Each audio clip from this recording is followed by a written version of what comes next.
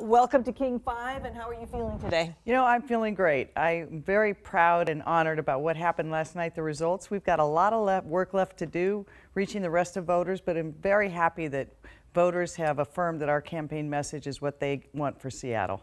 Because Mayor Ed Murray decided not to seek re-election, it was really an abbreviated primary race. Did that change the dynamic in how you campaigned, and what are we going to see moving forward? I think it changed the dynamic, and everything was so compressed. I mean, we had 10 weeks, and so we not only did dozens of forums, but I was so pleased. You know, we had so many volunteers and generated so much interest.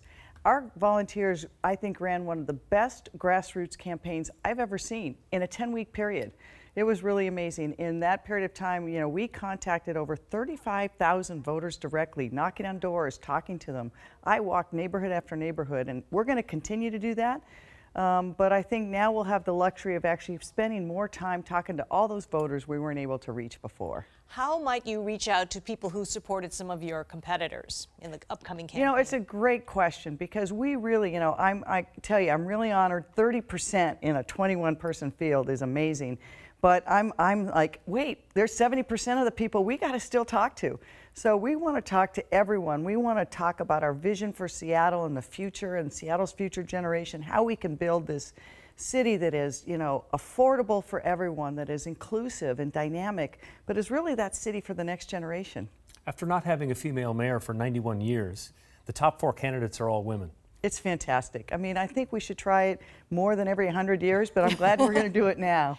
One of the big topics for people in Seattle is homelessness. How would a Durkan administration address homelessness in Seattle? It is one of the most heart-crushing problems there is on the street. And, you know, some of the things that King 5 has done on that really shows how heartbreaking it is. And I think we will attack it with very much a strong and strict focus.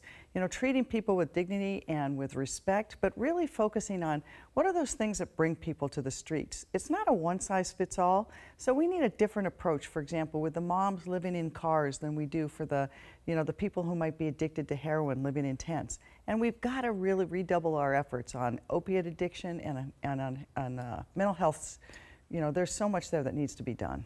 Let's talk about housing. Just about everybody I know is just saying, I can barely afford to live in Seattle anymore. Is the city doing enough to make housing affordable? No, and we have to do more. You know, I heard this time and time again from people. I was talking to doctors last week at Harborview on something else, and they had a doctor leave because they couldn't find a place they could afford to live in the city. Another one of their doctors, who's one of their key trauma emergency on-call docs, it took him an hour and a half to get to Harborview one time because of where he bought in traffic. So we have to fix this problem. You know, we have to make Seattle a city where people can afford to live and afford to stay.